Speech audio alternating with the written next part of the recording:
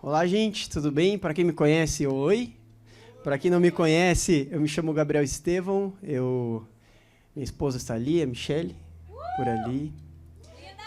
Estou casado há 3 anos, está sendo uma experiência muito incrível, muito transformadora para mim. O casamento é uma oportunidade de desenvolver aquilo que a gente tem de melhor e da gente crescer naquilo que a gente tem de pior, né? E tem sido incrível poder entender que me faltam coisas, e essas coisas que me faltam, graças a Deus, ela tem com muita sabedoria. Então, é isso. Para começar, eu queria ler um textinho rapidinho, que não tem nada a ver com a mensagem que eu vou trazer hoje, mas que tem a ver com você, tem a ver com o seu coração, tem a ver com o que você está fazendo aqui hoje, tá bom? Para começar, então, a gente vai ler Mateus 7,7, que diz: peçam e receberão, procurem e encontrarão, batam e a porta lhes será aberta. Pois todos que pedem recebem, todos que procuram encontram. E para todos que batem a porta é aberta. Responderam. Jesus dizendo, né? Respondam. Se o seu filho lhe pedir pão, você lhe dará uma pedra? Ou se pedir um peixe, você lhe dará uma cobra? Portanto, se vocês que são humanos sabem dar bons presentes a seus filhos, quanto mais seu Pai, que está nos céus, dará bons presentes aos que lhe pedirem. Esse é o fato que ecoa no nosso coração, de saber que a gente veio buscar e a gente vai encontrar. É o fato de saber que Deus ele não mente. Que Deus ele prometeu e ele vai cumprir. Isso não é uma dúvida. Não tem dúvida nisso. Ah, mas tem demorado, Senhor. Quantos cultos eu já vim? Mas, cara, ele sempre te deu algo. Ele tem algo para você. Continue buscando, continue procurando diligentemente. Continue procurando humildemente. Continue procurando com um coração contrito, com um coração verdadeiro. E hoje eu vim para dizer para você que você encontrou o que você estava buscando. E olha, não é bem um carro. Não é bem uma bênção física, mas é o seu coração alinhado no lugar certo. Porque é sobre isso. Amém? Para a gente começar, eu quero trazer a mensagem que tem o tema de livres pela graça, escravos por opção. Eu não sei como que essa mensagem essa palavra chega no seu coração, mas eu tenho certeza que, para mim, essa é a mensagem mais importante da minha vida. Eu estou com 26 anos, em dezembro eu faço 27, e essa foi a mensagem que ecoa no meu coração desde quando eu a encontrei. Ou melhor, desde quando ela me encontrou. E aí, desde o momento que ela me encontrou, isso é a base, e muitos de vocês aqui, dos que me conhecem, sabem que essa é a mensagem da minha vida. Essa é a mensagem que mantém os meus pés no chão. Todo tempo que as tempestades vêm, essa é a mensagem que me mantém no lugar. E a gente tem pouco tempo, e eu falo bastante para quem me conhece, então eu não vou ficar lendo aqui um monte de textos para vocês, e não perder tempo, porque a gente nunca vai perder tempo lendo os textos, mas a gente tem pouco tempo para chegar na conclusão. Mas para começar, eu quero contar uma história para vocês que está lá em Êxodo 32. Então eu vou dar um tempinho para o pessoal da projeção colocar, e eu vou dar um tempinho para você procurar na sua Bíblia online, no seu celular. Se não tiver Bíblia no celular, entre lá no Google, você pesquisa Bíblia online. É muito importante que você abra esse texto, porque depois daqui você vai continuar lendo ele, tá bom?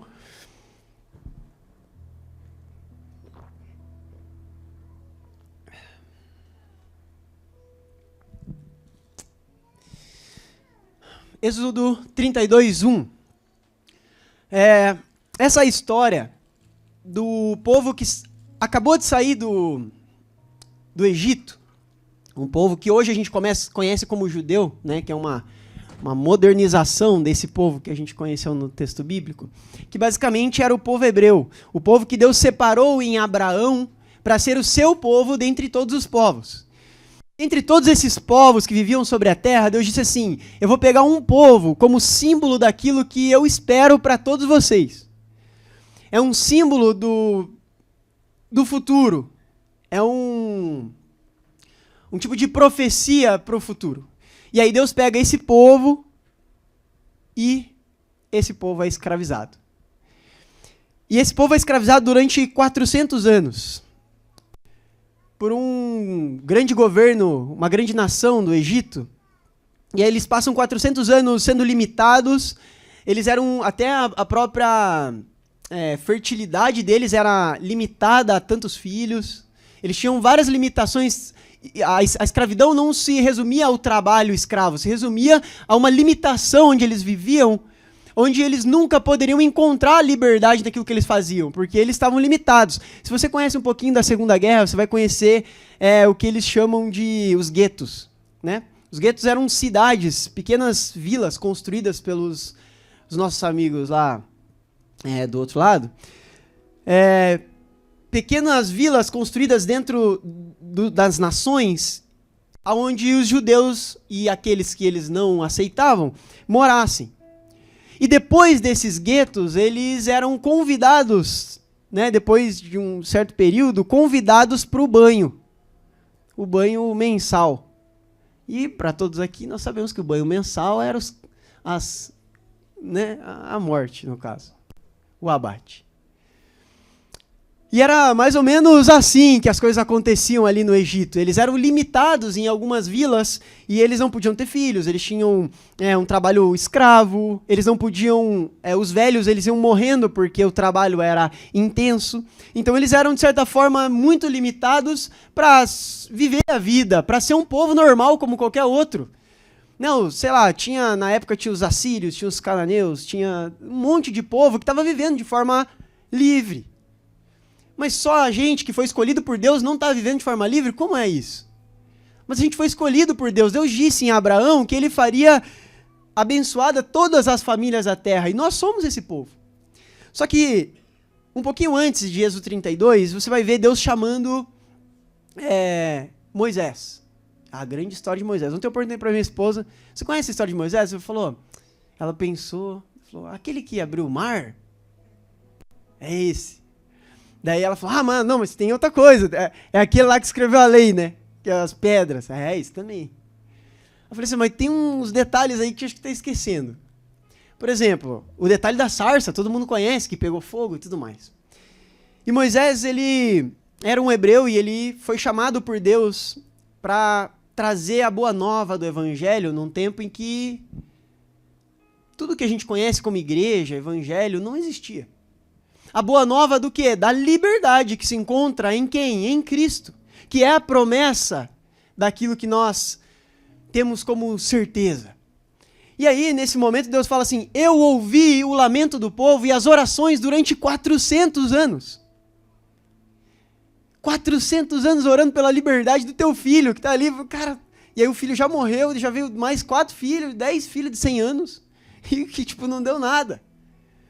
E Deus fala para Moisés, eu ouvi o lamento do povo e eu vou me levantar contra a nação do Egito. E então Deus decide separar Moisés para isso.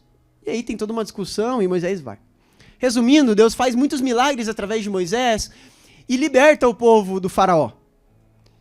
E o faraó, então, a gente sabe aquela história, que ele morre, o mar se abre e tudo mais, e eles passam, então... Pelo Mar Vermelho, e eles deixam a nação de Israel e vão viver as suas vidas em uma nova terra? Não, no deserto. E agora aquele multidão, eu não sei aqui a quantidade, mas se aproxima ali um número, depois você precisar na internet, tem uma quantidade aproximada, mas está toda essa galera vindo, andando pelo deserto, uma galera que só descobriu e aprendeu, nasceu na escravidão. O meu filho nascia e ele era escravo. Ele era limitado aos portões da cidade. Ele era limitado para fazer qualquer coisa. E essa era meio que a realidade desse povo que sai do Egito e se torna o quê? Livre. É como aquela pessoa que a gente conhece, que infelizmente nasceu numa situação difícil, de periferias e tudo mais, e se encontra com poucas escolhas, e uma das escolhas é assaltar o mercadinho da esquina. Ou ficar lá na esquina olhando a encruzilhada lá para ver se a polícia não vem. Eu cresci, a minha família, a gente cresceu em periferia, então essa era a realidade dos nossos amigos. Graças a Deus, a gente tinha uma família que tinha um coração fiel a Deus e nos separou desse lugar, mas o fato é que a gente olha para a vida desse cara e esse cara dele vai preso. Aí, beleza, passa lá 5 anos na prisão, 2 anos na prisão, aí ele sai daquela prisão com a consciência presa, mas o corpo livre. A cabeça dele continua nessa realidade de não, eu não tenho outra opção. Porque no fim, eu sou aquilo que eu faço e eu sou aquilo que dizem sobre mim. E ele acabou de ser absolvido. Existe um documento lá dentro do tribunal que fala assim, João da Silva, não sei das quantas, está totalmente livre porque cumpriu a sua pena e foi pago. Só que para ele esse papel não existe. E ele continua vivendo a realidade de, não, minha única opção agora de roubar o mercadinho é roubar o banco. E essa é a realidade daquele que se encontra preso. Mas o fato é que uma das boas novas do Evangelho, sendo o Evangelho a boa nova, uma das características da boa nova do Evangelho é a liberdade que nós encontramos em Cristo. Entretanto, podemos ser crentes ou não crentes, nós ainda com uma liberdade em documento continuamos escravos. Porque o que acontece? O povo sai do Egito, pula lá, sai do Egito, e vai andando no deserto. E aí eles falam assim, estamos com fome, os meus filhos estão chorando de fome. Deus diz através de Moisés, então eu enviarei comida do céu. E aí chove pão para os caras. Não, mas agora estamos com sede. E aí ele bate o cajado, a vara, numa pedra e vem água. E eles bebem essa água. Eles estão durante o dia caminhando no deserto, aquele sol escaldante. E aí Deus envia uma nuvem, como uma mão, protegendo eles do sol. Eles não têm dinheiro ou até recursos para construir roupas e as roupas deles aumentam. Durante a noite, enquanto eles deviam caminhar, estava tudo escuro, Deus mandava um furacão de fogo iluminar o caminho. Imagina que viagem. Você está caminhando no deserto e vê um furacão de fogo, você fala, cara, vai me matar. Não, ele está ali para te ajudar, sabe? E foi tudo isso que esses caras viveram. Só que daí eles caminham e encontram uma parede, um grande monte. E nesse grande monte eles encontram o chamado de Deus a Moisés, dizendo assim, sobe no monte que eu direi a você o que eu desejo. E ao subir no monte a gente se encontra aqui em Êxodo 32. Vamos lá, ler só o versículo 1, que eu acho que já dá boa. Não, o 1, o 2, o 3... vamos lendo aí. Tá. Vamos lá, abre a sua Bíblia aí e vamos lendo. Êxodo 32. Ao ver que Moisés demorava a descer do monte, o povo juntou-se ao redor de Arão e lhe disse, venha, faça para nós deuses que nos conduzam, porque a este Moisés, o homem que nos tirou do Egito, não sabemos o que aconteceu. Arão respondeu-lhes, tirem os brincos de ouro das suas mulheres, dos seus filhos e das filhas, e tragam para mim. Todos tiraram os brincos de ouro que tinham nas orelhas e os levaram a Arão. Ele os recebeu e os fundiu, transformando tudo em um ídolo, que modelou com ferramenta própria, dando-lhe a forma de um bezerro. Então disseram, estes são os seus deuses, ó Israel, que tiraram vocês do Egito. Isso é um fato? Que troço louco, cara. Deus faz tudo, aí os caras falam assim, não, acabei de construir um Deus, e esse Deus que acabou de existir, não existia antes, depois. Não, ele acabou de existir. Esse é o Deus que libertou vocês. Só que isso aqui é uma piada de Arão. Arão está olhando para o povo de Israel, falando para os hebreus, no caso, que não era o povo de Israel ainda, falando assim, esse é o Deus que libertou vocês. Tomem ele para si.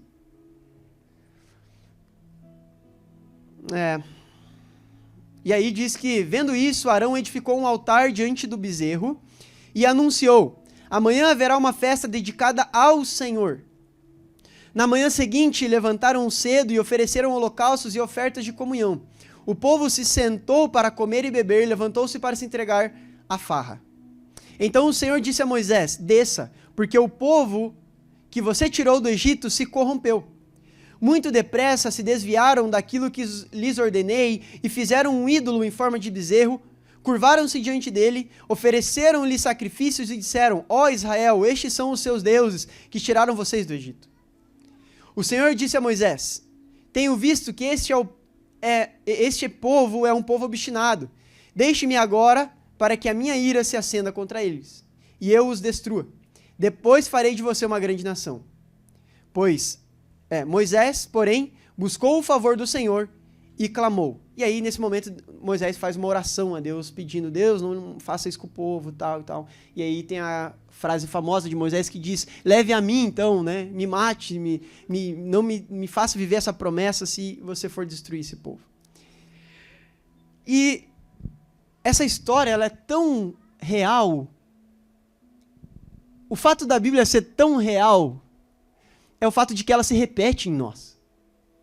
O fato de que uma história escrita há mais de 3.000 anos repete na nossa vida e a gente nem percebe que a Bíblia está se cumprindo e a gente está tipo, não, a Bíblia é mentira. Não, isso aqui não é verdade. E a gente está vivendo exatamente aquilo que ela prediz. Muitas pessoas, por se acostumarem a viver presas, não creem na liberdade proposta a elas. O fracasso se tornou o seu senhor. A mágoa lhe prende a ponto de nem perceberem a escravidão em suas vidas. O que a gente percebe é um povo que foi livre e liberto, mas que vivia com uma consciência de escravidão a ponto de se humilhar, e diz que eles se curvavam, e eles pegavam tudo do bem e do melhor e entregavam a um Deus que não havia os libertado do Egito.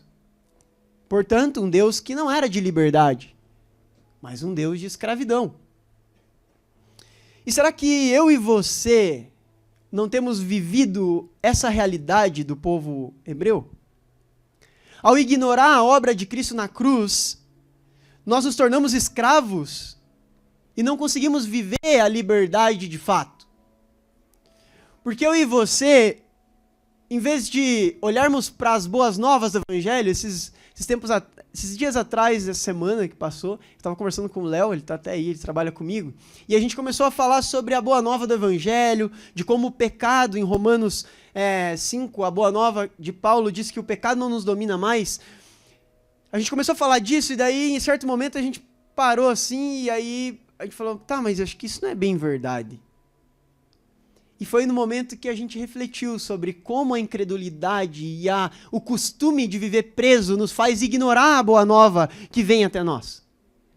Nós estamos tão presos a uma mentira, uma escravidão no Egito, que a gente diz que o pão é pior do que a cebola que a gente recebia no Egito.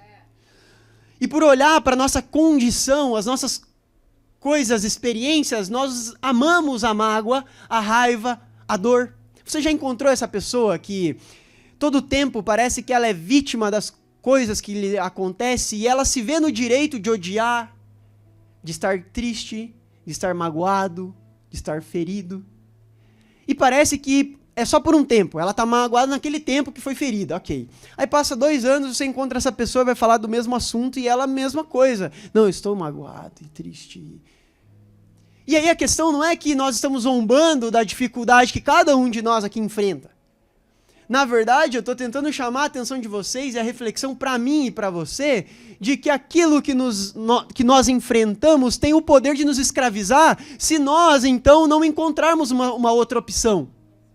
Porque se sou escravo, então certamente viverei como escravo, seja no Egito, ou seja no deserto, ou em Canaã. Não importa. Tudo aquilo que nós adoramos se torna o nosso Deus. E tudo que torna o nosso Deus se torna o nosso Senhor. Portanto, nós nos tornamos escravos. Fazendo um parênteses, você encontra pessoas na rua e eu vejo aquelas entrevistas de Instagram e o cara pergunta assim, qual religião você não seria? Ah, evangélico, porque tem muita regra. Ah, legal, tá. Mas aí, você tá tudo bem? Ah, não, eu fumo demais. Não, mas eu tô com ansiedade, eu tô mal. Mas espera, existe uma certa idolatria aqui na crença, na religiosidade, onde as pessoas são escravas, mas também existe uma certa religiosidade na experiência humana, onde coisas da minha vida se tornam os meus senhores, a ponto de eu me tornar um escravo tão bom que o adoro todo o tempo. E vou vivendo a vida como se esse meu senhor fosse o meu grande amigo. É como, por exemplo, a história de Davi, que eu ia ler aqui também, mas a gente não tem tempo, que é 2 Samuel 11, não precisa abrir, pessoal, obrigado. Mas se você quiser ler 2 Samuel 11, vai dizer que Davi, sendo um rei que foi chamado, depois dessa história, esse povo hebreu se torna o povo de Israel, esse povo de Israel começa a viver livre na sua própria terra, e aí outros povos começam a tentar dominar eles, e aí Deus manda um rei para cuidar desse povo. E nesse momento, esse rei, livre, separado por Deus, decide, quando o seu povo está em guerra, ele sobe no mezanino da sua casa e vê uma mulher bonita tomando banho. E claro, não é tomando banho como a gente... né, ela não estava nua lá no meio do palácio, ela estava se banhando numa piscina, provavelmente. Mas ele vê ela e aí ele diz assim, eu vou pegar essa mulher para mim. E aí ele vai lá, pega essa mulher para ele, porque ele era o rei, e ele fazia o que ele queria. Mas sabe o que é? Esse rei tinha tanta liberdade, que a liberdade dele fez ele se escravizar. Ele tinha liberdade de pegar qualquer mulher que ele queria do reino. Mas ele foi tão burro que a liberdade que ele tinha, como Paulo vai dizer em Romanos 7, não usem a liberdade que vocês receberam na graça para se tornar escravos novamente. Porque nós nos tornamos esse rei, livre, para fazer o que a gente quer. Só que essa própria liberdade nos escraviza ao tomar a mulher do outro e matar o seu marido. E o meu filho, o fruto dessa relação, morre. E chega Davi a escrever, porque eu me vesti de lamento e luto e tristeza. E eu vivi a minha vida dentro do luto e da tristeza e continuo vivendo pelo fato de ter matado alguém, o fato de ter roubado uma mulher, o fato de o meu filho ter morrido. E o abismo puxou outro abismo a ponto de eu me tornar o abismo e me tornar escravo o suficiente daquilo que um dia eu amei mais do que a minha própria liberdade. Mas eu disse para vocês que o evangelho é sobre boas novas. Eu fiz esse panorama geral para te dizer assim, agora que eu vou começar a falar sobre a boa nova do evangelho, não rejeita ela. Não ame mais o seu Senhor do que a boa nova do evangelho, porque no momento que você está fazendo isso, você está dizendo que a sua mágoa é o Deus mais provável à adoração do que aquilo que Deus disse de fato. João 1 diz que o verbo se fez carne e habitou entre nós. O verbo que lemos aqui é o Cristo. No momento em que adoro o outro Senhor, ao invés da verdade do seu evangelho, da sua palavra, a boa nova daquilo que ele tem a dizer, eu estou adorando um Senhor errado e ao mesmo tempo esse Senhor está me escravizando. A ponto de me tornar escravo daquilo que me acontece sem respostas. Eu tenho certeza que você está aqui nessa manhã com a certeza de que não tem outro lugar para te dar a resposta que você tanto procura. Eu tenho certeza que você está aqui nessa manhã olhando para a sua própria vida e dizendo assim, cara, pera, eu me encontro numa circunstância e quem é o Senhor que tem respostas para mim? Porque se de fato todos os senhores que você tem adorado até então têm todas as respostas para você, não tem por que estarmos adorando um Deus que a gente não vê aqui. E essa é a reflexão que eu quero trazer para você. Será que eu e você não temos adorado o Senhor errado? Jesus certa vez diz assim, não pode se adorar dois senhores, a Baal, o dinheiro, e a Deus. Porque em algum momento você vai negar um e amar mais o outro. Claro que Jesus não está falando de dinheiro, ele está falando de onde está o seu coração. E eu não estou falando que você não vai se entristecer e não vai se magoar com pessoas que te fazem mal. Mas o que eu estou dizendo é que você não pode se tornar escravo daquilo que te acontece, porque agora, uma vez que fomos livres, não há condenação para nós. Gálatas 5:1.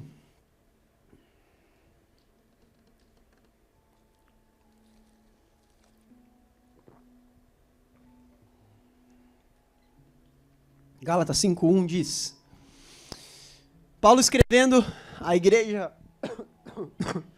da Galácia, ele escreve um conselho.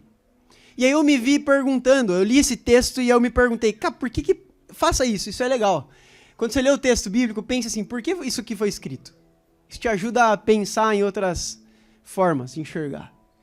E aí, Gálatas 5:1 é Paulo escrevendo aos crentes que estavam crentes na Galácia. Imagina aqui um profeta, um cara aí muito maravilhoso, apóstolo, sei lá das quantas, escreve uma carta para mim e para você, a Igreja no Cinema em Curitiba, no Shopping Jardim das Américas. Olha como que ele começa a escrever esse capítulo 5 dizendo assim, foi para a liberdade que Cristo nos libertou. Portanto, permaneçam firmes e não se deixem submeter novamente ao jugo da escravidão. E eu pensei nesse momento, nossa, que conselho? Como assim?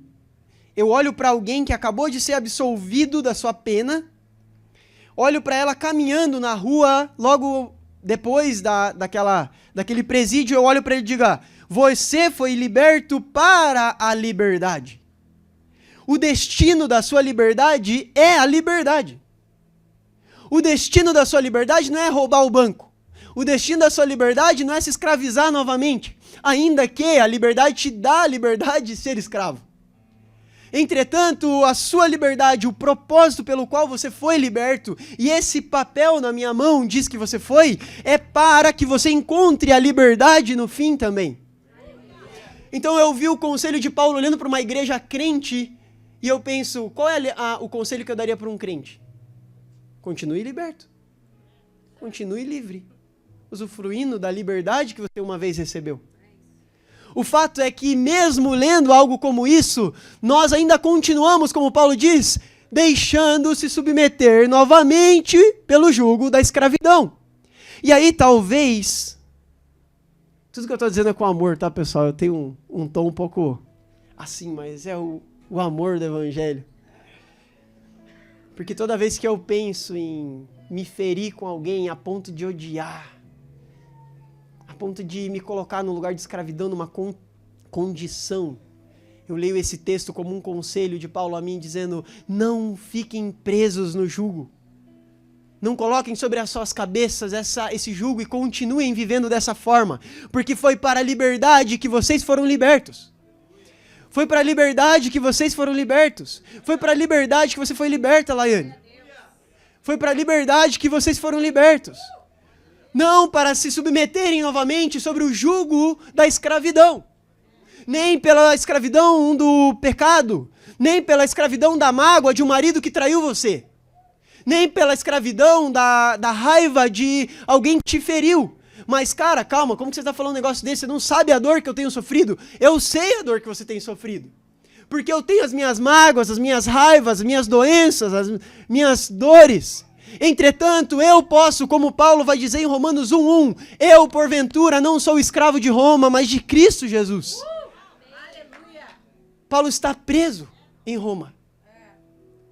Assim como o povo judeu lá foi governado e escravo do Egito, na época em que Cristo vem e o Novo Testamento foi escrito, eles eram administrados e, de certa forma, escravizados, em um certo limite, pelo Império Romano. E Paulo entendeu que o Evangelho seria proclamado a todas as nações quando ele fosse para o maior império do mundo, o centro de Roma, e pregasse o Evangelho a toda criatura. Não só aos judeus que não receberam a Cristo, mas a todos os gentios e a toda criatura. E aí Paulo diz assim, eu vou ser preso por amor a vocês. Se o evangelho, para alcançar mais pessoas, porque você lembra, né, que nesse período não tinha celular, nem internet. Então a mensagem era passada por cartas, de boca a boca, pelas ruas da cidade. E Roma era o império que construía estradas. Ele construía estradas de um lugar para o outro, de um continente ao outro, de conexão. E a melhor forma do evangelho chegar a toda a criatura, como Cristo disse, era pregar aquele que tinha o poder de levar essa mensagem adiante. Sendo que existem alguns historiadores do evangelho que vão escrever a história da igreja primitiva dizendo que muitos romanos morreram nos coliseus. Morreram sendo perseguidos e queimados, assim como os cristãos. Porque esses romanos se converteram e se tornaram uma nova criatura em Jesus. Portanto, os próprios romanos os matavam. Pais matarem os próprios filhos porque se converteram ao evangelho. Este conselho de Paulo revela como é necessário lembrar os crentes em Jesus de que eles foram livres. Não foi para o pecado que nós fomos libertos. Não foi para a raiva que nós fomos libertos. Não foi para a mágoa que nós fomos libertos. Não foi para a traição que nós fomos libertos. Mas para a liberdade. Então, no dia em que, com certeza, o inimigo vier até você com uma traição de alguém que você ama, diga a essa traição, você não é o meu Senhor. Você não pode me escravizar, porque eu sou livre em Cristo Jesus. A resposta da nossa boca é um tipo de forma desse condenado dizer, não, eu não sou condenado a essa vida, eu não sou condenado a essa circunstância, eu não sou escravo, porque é um documento que diz que foi para a liberdade que eu fui livre. Esse é o fato que precisa estar no meu e seu coração. E em 14 segundos eu preciso dizer para você como fazer isso de forma prática. Tinha muita coisa para falar, gente, mas vamos lá. Eles têm... Oi? 5 minutinhos? Então, beleza. Pessoal, Gabriel, mas você não conhece a minha vida? Como a gente conversou lá essa semana, o Léo. Não, mas aí a gente peca. Como que isso é uma verdade? Como que eu sou liberto do pecado se eu estou pecando? Com isso? Cara, você está viajando. Eu falei assim, a escravidão já começa em você ouvir uma boa nova e negar ela. Então, esse cara que acabou de sair da prisão aqui, caminhando, eu olho para ele e falo, parabéns pela tua liberdade. Não me fale que eu sou livre. Calma, cara. Como assim? Não me fale que eu sou livre, porque eu sou um condenado. Não, cara, você não é. O problema do cara que não consegue se conectar à sociedade novamente depois de uma prisão é o fato da própria sociedade não aceitá-lo como uma pessoa normal. Não, você foi preso, né? Não, mas ele não pagou. Justiça não é a paga pelos meus erros? E aí há uma nova boa nova. Colossenses diz que ele pegou o nosso contrato de dívida que estava no nosso nome e pregou na cruz do Calvário. O fato é que eu e você, assim como esse cara que estava aqui saindo da prisão com toda essa banca de eu sou brabo mesmo, não sei o que lá. E ele pegou todo aquele contrato de dívida que estava no meu e no teu nome. Havia um contrato de dívida de raiva, de traição, de dor, de orgulho, de mágoa, de injustiça, de morte no meu nome. Escrito Gabriel Estevão é culpado de todas essas coisas. Mas ele pegou esse contrato de dívida e prega na cruz e diz, não há mais condenação para aqueles que estão em Cristo Jesus. Aqueles que nasceram de novo. Por isso é necessário nascer de novo. Entende que eu não estou te chamando a aceitar Jesus. Eu estou te chamando a aceitar um novo nascimento nele. E a partir desse novo nascimento, o eu, Gabriel, não existe mais. Só existe ele em mim. E eu quero dizer para você, eu sou uma pessoa pouco prático. Eu sou mais filosófico, gosto mais das abstrações. Mas a prática é muito importante para a nossa vida. Mas Deus não me deixa ser tão prático assim, porque a resposta que ele me deu é assim, a melhor aplicação da verdade prática nas nossas vidas é pela fé. E não só pela prática, e não só por aquilo que fazemos, mas pela fé. Crer sem duvidar é agradar a Deus e ser o quê? Capacitado. Porque Hebreus 11, 6 diz que sem fé é impossível agradar aquele que uma vez te libertou. Eu sei que você agora que descobriu que seus pecados foram pagos e toda a condenação não existe mais, você quer agradar a Ele. E para agradar a Ele, você precisa ter fé. Porque é pela fé que nós tomamos posse, tomamos consciência, tomamos certeza daquilo que uma vez foi feito a nós. Aleluia. Como que eu vou crer que esse cara que acabou de sair da prisão é um cara legal? Pela fé, né?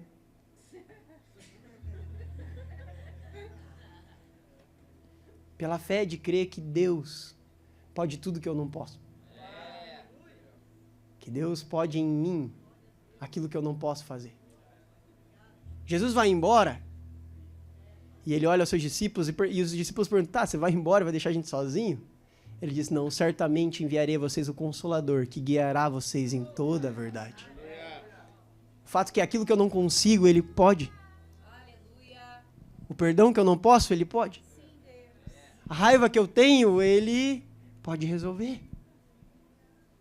Porque ele em mim é a esperança da glória. Paulo diz que o mistério que foi antes escondido de todos os tempos é este, que Cristo em vocês é a esperança da glória de Deus. Ele está em mim, está em você, a partir do momento que nascemos de novo, há uma nova consciência. Jeremias declara que ele colocará em vocês uma nova mente, um novo modo de pensar. Antes, aquela lei que Moisés escreve em pedras, Pedro diz que ele escreveu nas pedras do nosso coração. Tito diz que a graça que uma vez nos salvou, ela nos educa a viver segundo as boas novas do Evangelho. Portanto, hoje, se há alguma coisa que ainda te prende ao seu antigo marido, à sua antiga esposa, ao seu antigo patrão, ao seu antigo pastor, eu quero dizer para você que você não é escravo de nada disso. Porque é uma nova verdade sobre nós, que nos liberta para uma verdadeira vida. 3 formas de praticar isso aqui em 20 segundos. Primeiro, arrependimento. Arrependimento não é você falar assim, oh Deus, eu não posso mais, eu preciso de ajuda. Arrependimento é, eu antes da prisão estava indo para aquele lado e matando gente, roubando, fazendo o demônio a 4. Mas agora que uma vez encontrei a liberdade, nasci de novo e caminho para um outro destino. Arrependimento é decidir dia após dia a mudar aquilo que você está fazendo para fazer outra coisa. Só que não é outra coisa como um tipo, eu estava tratando minha mulher assim, eu vou tentar tratar desse jeito, talvez dê certo. Não, é agora olhar para ela e dizer assim, eu vou tratar ela segundo o que eu aprendi nessa boa nova do Evangelho. Mas espera, como que eu faço isso? O segundo conselho, fé. Arrependimento e fé. A fé de olhar para aquilo que foi dito é maior do que aquilo que eu vivi. O fato de receber uma nova vida em Cristo é só pela fé. Porque sem fé é impossível agradar aquele que uma vez me libertou. E 3, consciência. Consciência. Consciência de saber que aquilo que uma vez eu me arrependi para. Segundo, que eu criei para. Eu vivo para. Nele nós vivemos. Nele nós existimos. E nele nós nos movemos. O fato de me arrepender e ir para um novo caminho e nascer de novo. O fato de que pela fé eu não sou aquilo que um dia eu fui. Para que hoje, domingo, você está ouvindo essa boa nova e está falando, nossa, você é a melhor pessoa do mundo. E eu vou me arrepender por outro lado. E amanhã você chega no seu trabalho e parece que tudo é estranho. E parece que nada disso aqui aconteceu. E aí é pela fé que você continua fazendo aquilo que você aprendeu no domingo. E aí pela fé você encontra a consciência de entender que isso é um fato. E aí você começa a viver aquilo que Deus tem para você, um grande presente de perdão, graça e liberdade. Entenda que a vitória da cruz foi que nunca pelas nossas forças e obras nós poderíamos encontrar a perfeição.